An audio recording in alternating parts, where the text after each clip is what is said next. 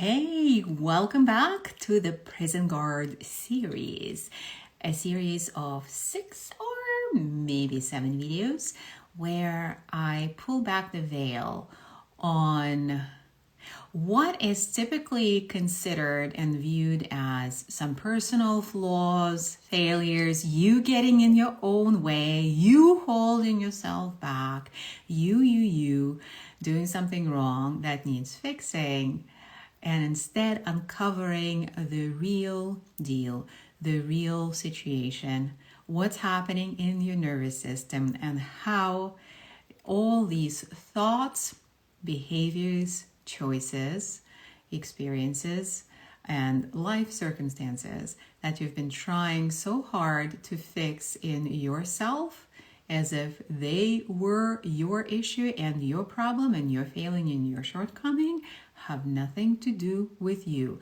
They are generated from the settings in your nervous system and your subconscious designed to keep you safe. Trauma adaptations from intergenerational, collective and personal traumas. As you know, I focus on patriarchy stress disorder, but all traumas create these trauma adaptations.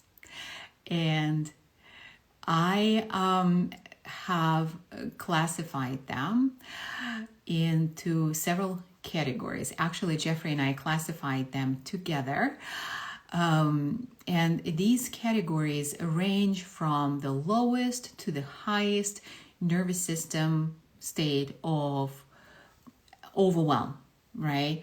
This is what happens when we get triggered and then we proceed to get activated and go into overwhelm, and that is where these prison guards get engaged and activated. So yesterday I shared with you about the prison guards that fall in the category of appease. You can watch that video. And today I'm going to share with you about the ones that fall in the category of fight. Fight is an interesting one. What it brings to mind is actual fighting, but there is so much more to this category of prison guards. For example, one surprising prison guard that falls in this category is the prison guard of overworking. Overworking, when your nervous system is in overdrive and you're coping by staying busy. Let me know in the comments if that's resonating for you. And if you're surprised that it is actually a trauma adaptation, that your overworking is a PG, that falls in the category of fight. That was very surprising for me to discover. This has been one of my go-to PGs forever, and it is a productive one, and we get a lot of accolades for it. But just like with all prison guards, they are keeping us out of touch with our deep, authentic desires, with our truth, with our authenticity. And that is how we know that the prison guards are in action, that we're feeling somewhat disconnected. Even when we're achieving, we're not feeling fulfilled and satisfied. Let me know if that sounds familiar to you. What else falls in this category? I'm going to look at my notes because there's so much. For example, when you have anger underneath, like under the surface, which comes out as just being short, having a short fuse, being irritated, annoyed, you may not classify that as anger, but that is that PG, that prison guards, that is keeping you safe from accessing your true feelings about the situation. Let me know if that sounds familiar. Being short and anger, just like with all PGs, that's why I'm so passionate about talking about this topic and doing something about it, is that women get blamed. Women always get blamed by these natural nervous system responses and reactions to trauma being triggered. And in the case of PSD, we're talking not only about your personal life experiences, but the intergenerational, inherited experiences. Women have been experiencing violation of their boundaries, a lack of freedom forever and ever. And the pandemic brought that up and eroded our capacity to a great extent. So if you are feeling angry under the surface, that if that has become your baseline, that is not your fault. Is that your capacity is lesser because there are fewer ways to restore, recharge, refuel, and the demands on your nervous systems are greater, in great part because there is so much intergenerational trauma that got activated during the pandemic. For example, women never had a choice about what to do with their time, with their talents, never had a choice, right? And now during the pandemic, many women made the choiceless choice to take care of their kids, of their parents, of everybody's emotional needs, and exited the workforce and put their businesses on the sidelines, right? And so the PG of anger that's coming up is not only your anger, it's intergenerational anger about being literally in lockdown when it comes to your own full potential in the world. What else did I want to share with you about anger? Yeah, there's been zero permission for women to feel angry, right? When we express our anger, it's the B word. Oh my gosh. And especially for women of color, for Black women, this has been such a tool of oppression and repression. That lack of permission to express anger in any way, shape, or form. And so for many women, this lack of permission has been translating into passive aggressive behaviors, thoughts, choices. And just notice where that is playing out around you. You may be able to notice that in others before you notice that in yourself, and that's totally cool. We got to start somewhere. And again, it's nobody's fault. It's not our fault if we have this activated in our system and we can do something about it. When I say it's not your fault, I don't mean, oh yeah, let's get ourselves off the hook and take no responsibility. But it's also important to not displace responsibility. Yes, our actions are decided in our subconscious. According to neuroscience, our actions are decided in our subconscious. All right? So that means that if your subconscious is feeling unsafe, if you're being triggered, that action is already in motion. And the best you can do is cultivate enough awareness and enough safety. And I'll talk to you about how to cultivate those in the future videos, so that you can notice that it's happening and you can interrupt that cycle of reactivity. I shared with you in the previous video that I'll be walking you through these prison guards in order of escalation. We start with appease, then we go to fight, then flight, I'm going to talk about tomorrow, then freeze, shut down, and somatization. And the costs of these prison guards are huge and staggering. With each next level, the costs are high.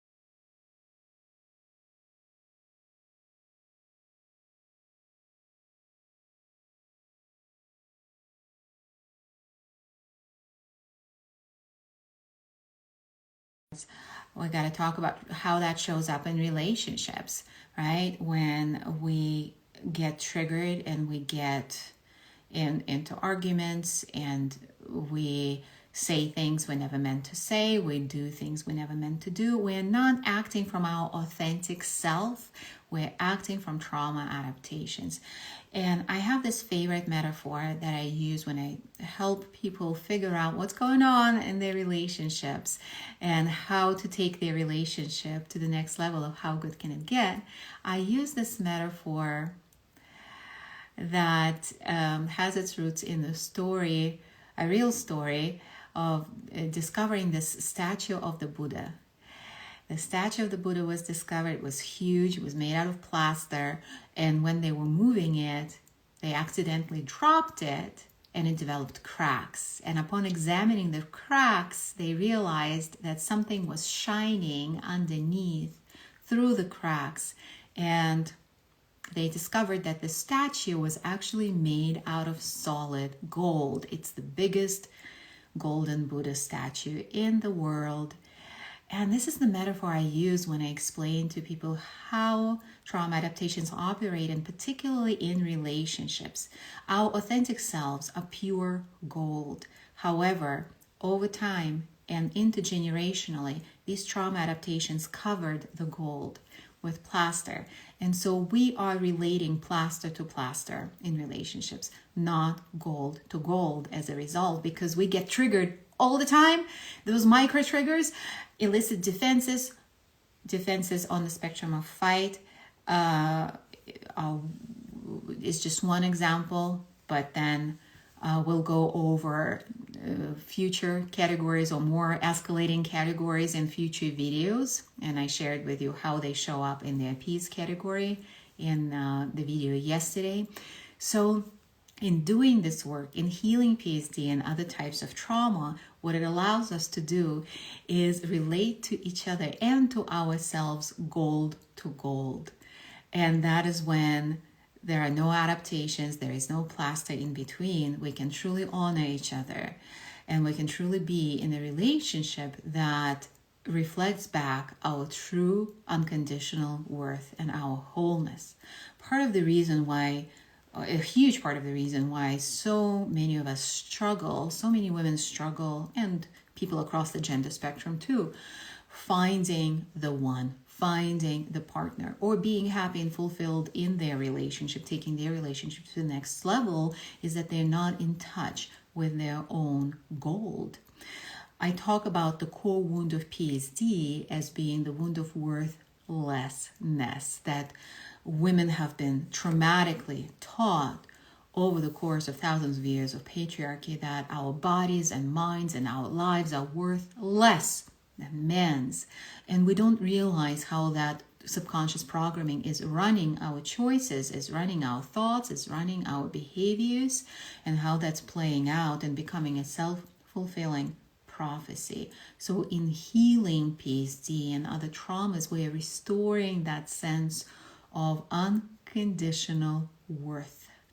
And that allows us to have a different caliber of relationships. There are stories that I share in my book that have to do with this process. For example, the story of a young woman who had finding the one, forming a partnership as the number one priority on her list when we started working together. And she had a trail of heartbreaking relationships behind her, and each next relationship was worse than the previous one, because she kept lowering the bar, because her prison guards were interpreting it as, oh, so you couldn't make it work with this guy who already lacked ambition and didn't take good care of himself and didn't understand you, didn't share your values.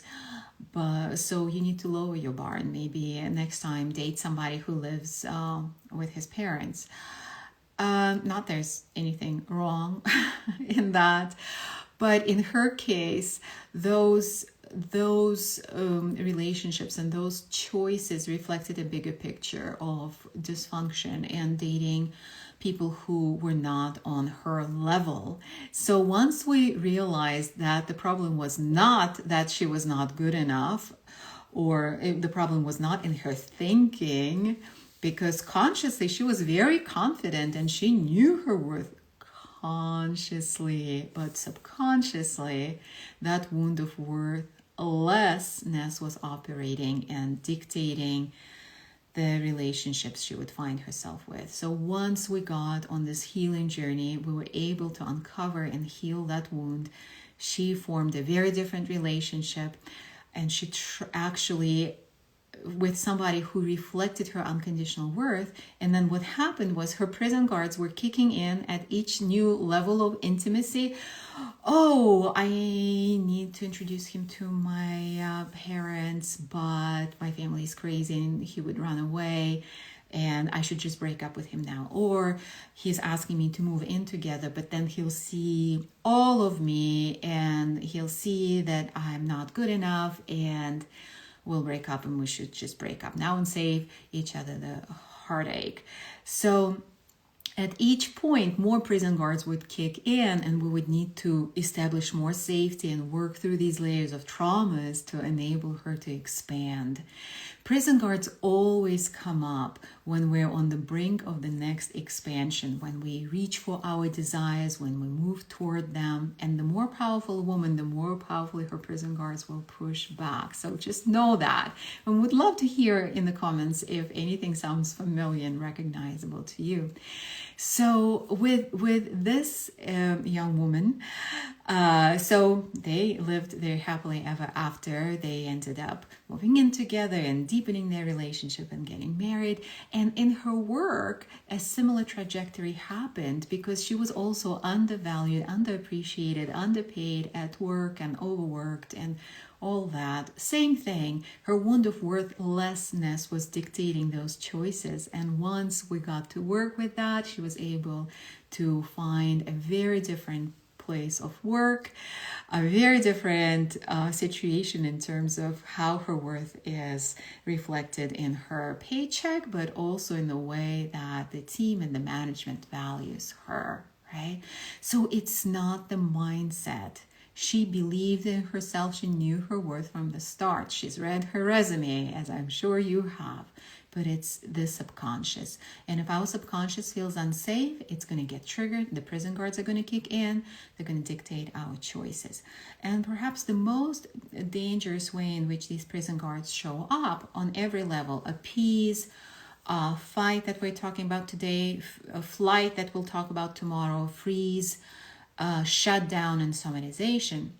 The most dangerous way is that they are keeping us from knowing our own authentic truth, right?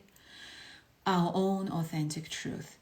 So when appease shows up, as we talked about yesterday, but I didn't get to this important point, which haunted me ever after, that I wanted to share with you today. The appease PG in that realm shows up as my life is good. My life is good enough. It's good. It's good enough. And then you don't move forward to something even better. And I'm not saying don't be grateful, of course. Be grateful and appreciate the good life that you have. And can it get better? Like if you were living a life fully in alignment with your deepest authentic desires, you probably wouldn't be watching this video. You probably wouldn't be doing any, you would not be a seeker on the path that I know that you are. So just recognize when these PGs are in action. If the PG of appease is coming up, telling you, oh no, you don't need to go any further. Your life is good as it is. On the fight spectrum, that gets interesting. Sometimes I would point out, I would hold up the reflection to a woman, a reflection of her wholeness, a reflection of her bigness, and it would be so triggering to her that she would get into fight energy or maybe flight energy. We'll talk about how that shows up tomorrow. But as fight, her PGs would create stories that would vilify me typically, right? Because I am causing, like, well, technically I am causing this discomfort because I am holding up the mirror and I'm showing her, look, you are so big, so much is possible for you, which creates this triggering response, right? Because it's touching the wound of worthlessness. There's this whole dissonance happening in her system. There's a lot of discomfort. So PGs come to her rescue and they go, no. And they create stories about like vilifying me, how like I am bad, etc., etc. Or maybe the stories are about her, like she is not worthy, she is not good enough. But they are really harsh. They're really harsh, right? That's that fight energy. And if you've ever had that voice of the inner critic being harsh with you, that's that PG showing up in the realm of fight.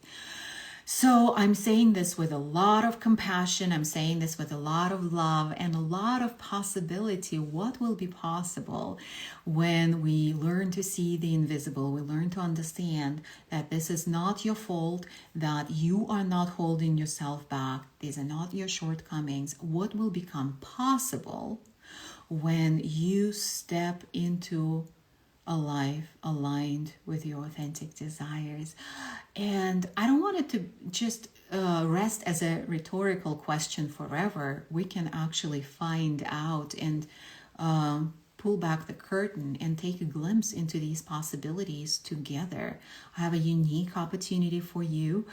In the first link in my bio, there is an opportunity to schedule a one-on-one call with our Thriving Journey Guide. And these amazing women are alums of our programs. They've been uncovering and healing PSD and other trauma with us for at least a year, many for longer than that. And they've experienced magnificent transformations.